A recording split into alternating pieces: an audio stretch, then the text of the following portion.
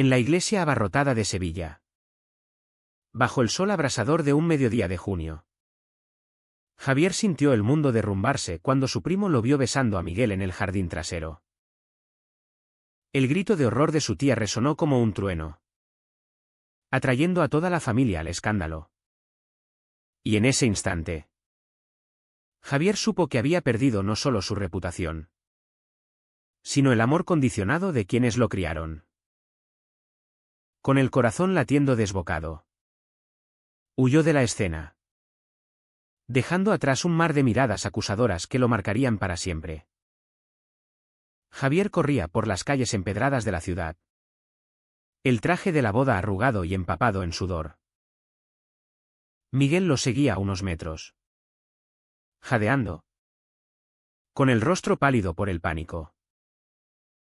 ¿Qué hemos hecho?, murmuró Javier deteniéndose en una plaza desierta, apoyando las manos en las rodillas para recuperar el aliento. Miguel, con sus 25 años y esa inocencia que Javier tanto admiraba, se acercó y lo tomó del brazo. Lo que sentimos es real. Javi. No podemos seguir escondiéndonos. Pero Javier sacudió la cabeza, recordando las palabras de su padre esa mañana: hoy es el día de tu hermana. No lo arruines con tus tonterías. La boda de su hermana mayor, Elena, había sido el evento del año para la familia López. Provenientes de una estirpe conservadora andaluza, con raíces en la tradición católica y el orgullo familiar, los López no toleraban desviaciones. Javier, a sus 28 años, era el hijo perfecto, abogado exitoso en un bufete de Madrid, soltero aparente y devoto a sus padres. Pero desde que conoció a Miguel en una exposición de arte 2 años atrás, su vida se había convertido en un equilibrio precario entre la fachada y la verdad. Miguel, un pintor emergente de Barcelona, representaba todo lo que Javier anhelaba: libertad, pasión, autenticidad. Su relación había empezado como una amistad, evolucionando en secreto a algo más profundo, pero siempre con el temor latente de ser descubiertos. Esa tarde, en el jardín de la finca donde se celebraba la recepción, el alcohol y la euforia del momento los habían traicionado. Un beso rápido, pensado como un momento robado, se convirtió en el catalizador del caos. Ahora, sentados en un banco de la plaza, Javier sentía el peso de las consecuencias. Su teléfono vibraba incesantemente, mensajes de su madre, furiosa, de su padre, exigiendo explicaciones, de Elena, decepcionada por haber arruinado su día. No puedo volver, dijo Javier, con la voz entrecortada. Miguel lo abrazó, pero Javier se apartó. Esto no es un juego. Miguel. Mi familia me repudiará. ¿Y tú? Tu madre ya sospecha.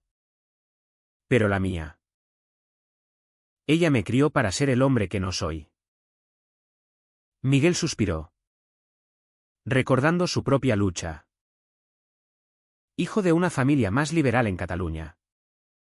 Había salido del armario a los 18. Pero no sin costos. Perdió amigos. Enfrentó burlas en la universidad. Y su padre, un empresario tradicional, apenas le hablaba. Sé lo que es el rechazo.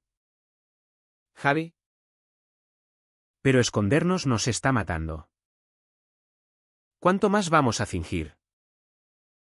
Javier miró al cielo, donde las nubes se arremolinaban anunciando tormenta.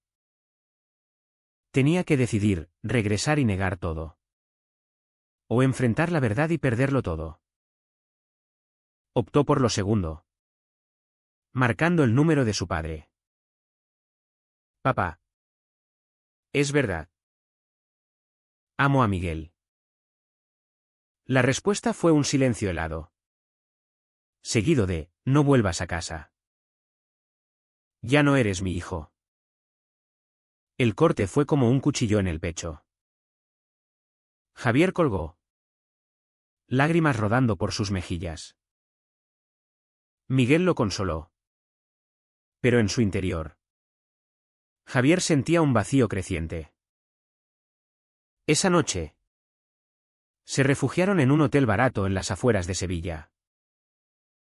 Mientras Miguel dormía, Javier paseaba por la habitación, cuestionando cada decisión. ¿Valía la pena el amor por el precio del exilio familiar? La sociedad española, aunque progresista en leyes, aún albergaba prejuicios en los círculos conservadores como el suyo. Pensó en sus abuelos, devotos católicos, que verían su orientación como un pecado imperdonable.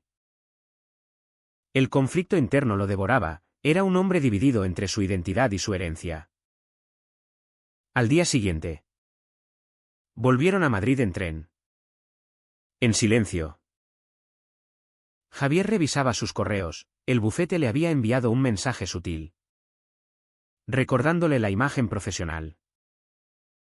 Sabía que los rumores se extenderían. Miguel, por su parte, intentaba animarlo con planes futuros, podemos mudarnos juntos.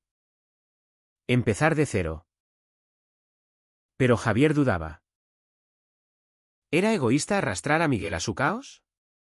En la estación, un amigo de la familia lo reconoció y apartó la mirada, confirmando sus miedos.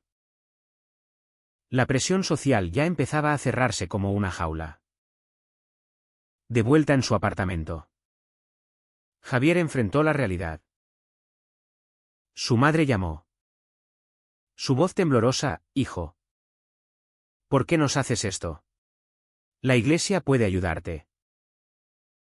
Javier replicó, mamá. No estoy enfermo. Solo amo a alguien. Ella colgó llorando. Ese fue el comienzo de las grietas, amigos que se distanciaban. Colegas que chismeaban. Miguel, fiel, lo apoyaba. Pero Javier sentía culpa. ¿Y si su elección destruía no solo su vida, sino la de Miguel? La tensión crecía. Y con ella, las primeras discusiones. No me arrepiento del beso, dijo Miguel una noche. Pero tú pareces hacerlo. Javier negó. Pero en su corazón, el arrepentimiento acechaba. Los días se convirtieron en semanas de aislamiento. Javier perdió un caso importante en el trabajo, distraído por el drama familiar.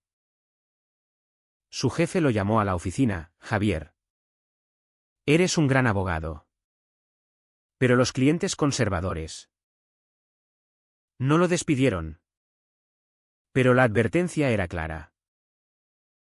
Miguel, meanwhile, vendió un cuadro inspirado en su relación, ganando algo de dinero. Pero el arte no pagaba las cuentas. Javier se sentía responsable, presionado por mantener la estabilidad. Una noche, en una cena tensa, Miguel propuso, hablemos con tu familia. Tal vez entiendan. Javier explotó, no entiendes. Para ellos, soy una vergüenza. La discusión escaló, revelando fisuras en su relación. Javier se preguntaba si el amor podía sobrevivir al peso del mundo exterior. La tormenta familiar no tardó en intensificarse. 2 meses después del incidente en la boda, Javier recibió una carta de su padre, una invitación a una reunión familiar en la casa de Sevilla. Pero con condiciones. Ven solo. Sin ese hombre. Hablaremos de tu futuro. Javier debatió internamente, ¿era una oportunidad para reconciliarse? ¿O una trampa para obligarlo a corregirse? Miguel lo animó, ve. Pero no cedas. Muéstrales quién eres. Javier partió solo, dejando a Miguel en Madrid con promesas de honestidad. ¿En el tren? Recuerdos lo asaltaban, su infancia en la finca familiar. Las misas dominicales. Las expectativas de casarse y tener hijos. Todo eso se desvanecía. Al llegar, la casa bullía de tensión. Su madre lo abrazó con lágrimas. Pero su padre lo miró con frialdad. Elena, su hermana, estaba allí con su esposo. Y sus tíos completaban el círculo.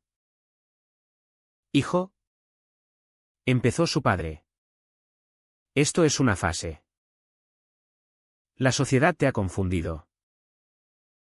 Podemos enviarte a terapia. A un retiro espiritual. Javier sintió ira burbujeando. Papá. No es una fase. Amo a Miguel como tú amas a mamá. El silencio fue ensordecedor. Su tía intervino, la Biblia lo condena. ¿Quieres condenar tu alma? Javier argumentó, la Biblia también habla de amor. ¿Por qué el mío es diferente? La discusión se volvió acalorada. Con acusaciones de traición a la familia. Su padre ultimó, elige, nosotros o él. Javier. Con el corazón roto. Eligió a Miguel. Salió de la casa, oyendo sollozos a sus espaldas. De regreso en Madrid, contó todo a Miguel, quien lo recibió con alivio. Pero la decisión trajo repercusiones. Javier fue desheredado formalmente, su padre lo borró del testamento. Económicamente. Dolía. Pero emocionalmente. Era devastador.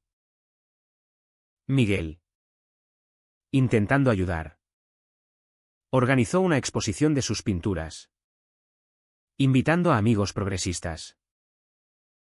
Allí, Javier se sintió libre por primera vez, rodeado de aceptación. Pero un colega del bufete asistió y reportó a su jefe, lo que llevó a una reducción de casos. La imagen importa, le dijeron. Javier empezó a cuestionar su carrera, ¿podía ser abogado en un mundo que juzgaba su vida personal? Miguel enfrentaba sus propios demonios. Su padre, al enterarse de la relación seria, lo llamó, ese abogado te está usando. Vuelve a Barcelona. Enfócate en tu arte. Miguel defendió, papá. Lo amo. Es real. Pero las dudas sembradas crecían. En una noche de insomnio, Miguel confesó a Javier, a veces me pregunto si valgo el precio que pagas. Javier lo tranquilizó. Pero la inseguridad persistía. Su relación, antes apasionada, ahora estaba teñida de culpa y resentimiento. Discusiones sobre dinero, futuro y familia se volvieron frecuentes.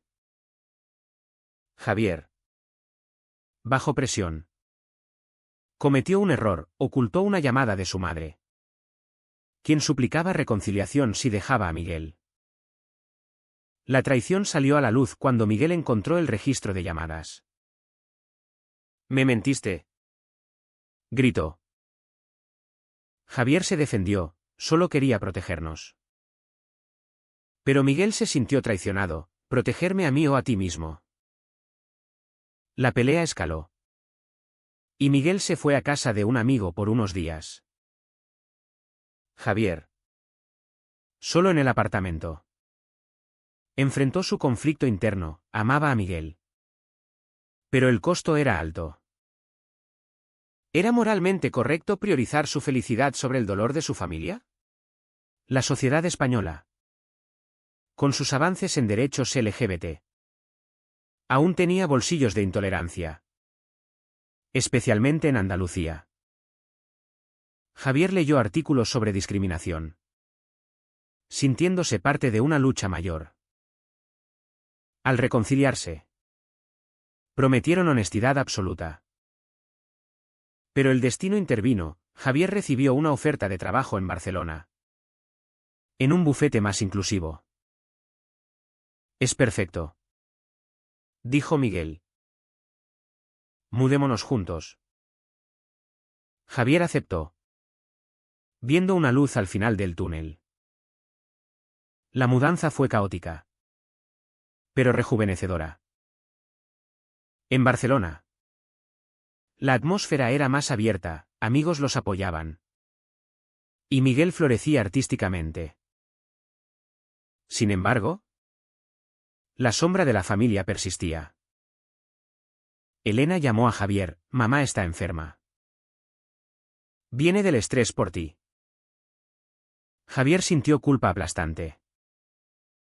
¿Su elección había causado daño físico? Decidió visitar Sevilla solo, contra el consejo de Miguel. En el hospital, su madre lo vio con ojos cansados. Hijo, ¿te extraño? Javier lloró: yo también. Mamá.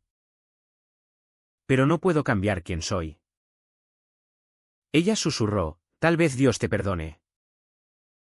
Su padre, presente, no habló. Javier regresó a Barcelona con el corazón pesado, cuestionando si el amor valía el sufrimiento ajeno. Miguel lo consoló, pero notó el distanciamiento creciente. Una noche, en una cena romántica, Miguel propuso: casémonos. Demostremos al mundo nuestro compromiso. Javier vaciló: ¿estás seguro? Mi familia. Miguel insistió: es por nosotros. Javier aceptó, pero con reservas. La propuesta trajo alegría temporal, pero las tensiones subyacentes burbujeaban. La planificación de la boda fue un torbellino de emociones.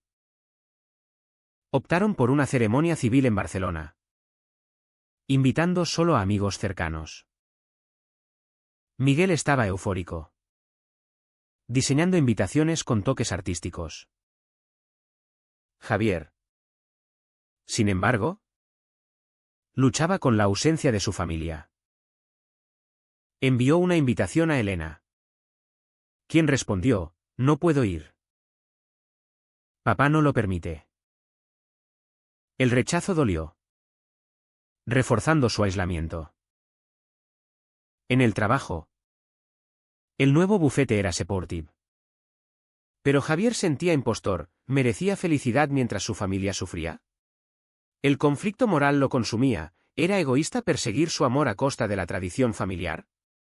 Días antes de la boda, una crisis estalló. El padre de Miguel apareció inesperadamente en su apartamento. Hijo, esto es un error. Ese hombre te arrastra a su drama. Miguel defendió: papá, lo amo. Es mi elección. Pero el padre reveló: investigué. Su familia lo repudió. ¿Quieres eso para ti?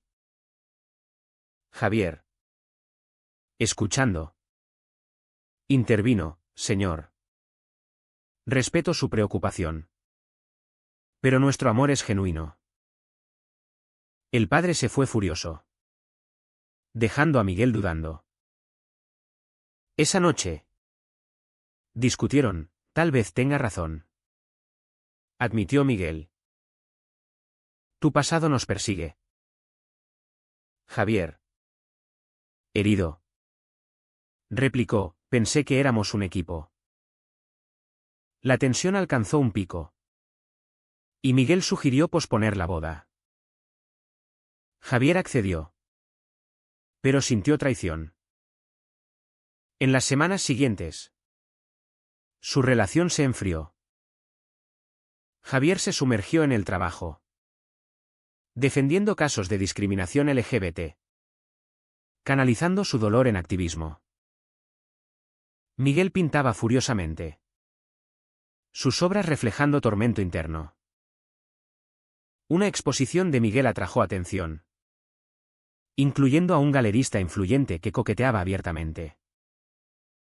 Javier, celoso, confrontó: «¿Estás buscando una salida?». Miguel negó: «Solo estoy perdido». La desconfianza creció, llevando a más peleas. Javier se preguntaba si su decisión inicial había sido un error. ¿El amor verdadero resistía tales pruebas? ¿O era una ilusión? La sociedad, con sus expectativas, parecía conspirar contra ellos. Un punto de quiebre llegó cuando Javier recibió noticias: su madre había empeorado, culpando el estrés familiar. Impulsado por la culpa, viajó a Sevilla sin decírselo a Miguel. En el hospital, su padre lo confrontó: «Tu elección la mató». Javier replicó: «No. Tu intolerancia lo hizo». La discusión atrajo a la familia, reviviendo viejos rencores. «Elena me dio, hermano. Tal vez si renuncias». Javier se negó: «No puedo negar mi identidad». Regresó a Barcelona exhausto, encontrando a Miguel con maletas. «Me voy a París por una residencia artística. Necesito espacio». Javier suplicó: «No me dejes». Miguel lloró: «No es abandono. Es supervivencia». La separación fue desgarradora, dejando a Javier solo con sus demonios. Meses pasaron en soledad. Javier ascendió en el bufete, pero el vacío persistía. Cartas de su familia llegaban, súplicas, acusaciones. En terapia, exploró su conflicto: el deber filial versus la autenticidad. ¿Es moral priorizar mi felicidad?, preguntaba. El terapeuta respondía: la felicidad no es egoísmo si no dañas intencionalmente. Pero Javier se sentía culpable. Noticias de Miguel llegaban vía amigos: éxito en París. Pero solo. Javier debatía contactarlo, temiendo rechazo. Una noche, en un bar gay de Barcelona, encontró consuelo temporal en conversaciones. Pero nada llenaba el hueco. La sociedad española evolucionaba, manifestaciones por derechos LGBT llenaban las calles. Javier participó, sintiéndose parte de algo mayor. Pero personalmente, el precio era alto: amigos perdidos, familia distante, amor en pausa. Reflexionaba sobre las elecciones: ¿había sido correcto el beso inicial? ¿O debió reprimir sus sentimientos por el bien común? El debate interno lo llevaba a insomnio. Finalmente, decidió escribir a Miguel: «Te extraño. ¿Podemos hablar?». La respuesta tardó. Pero llegó: «Yo también. Vuelvo pronto». La esperanza renació, pero con cautela. Al reunirse en Barcelona, la tensión era palpable. Miguel admitió: «París me mostró que sin ti, el éxito es vacío». Javier confesó: «Perdí tanto, pero gané libertad». Prometieron reconstruir, pero despacio. Sin embargo, una llamada interrumpió: Elena anunciaba la muerte de su madre. Javier viajó al funeral, enfrentando a su familia. Su padre. Roto, murmuró, tal vez ella te perdonaría. Javier lloró, sintiendo el peso de sus decisiones. ¿Había contribuido su pecado a esto? Regresó a Miguel con dudas renovadas. El funeral fue un catalizador para el clímax. En la iglesia de Sevilla. Javier se paró al fondo. Ignorado por la mayoría. Su padre. Al verlo. Se acercó, viniste. Javier, por mamá. Tras la ceremonia. En la casa familiar. Las emociones estallaron. Tíos lo acusaban, tu estilo de vida la estresó. Javier defendió, mi amor no es un estilo. Es quien soy. Elena intervino, basta. Mamá lo amaba incondicionalmente. Por primera vez. Su padre dudó, tal vez me equivoqué. Javier sintió un atisbo de reconciliación. Pero el daño era profundo. Regresó a Barcelona con una promesa, visitar más. Miguel lo esperaba. Seporti. Juntos. Enfrentaron el duelo. Perdí a mi madre por esto. Dijo Javier. Miguel replicó, no por ti. Por la intolerancia. Decidieron retomar la boda. Pero discreta. Invitaron a Elena. ¿Quién asistió? Marcando un puente.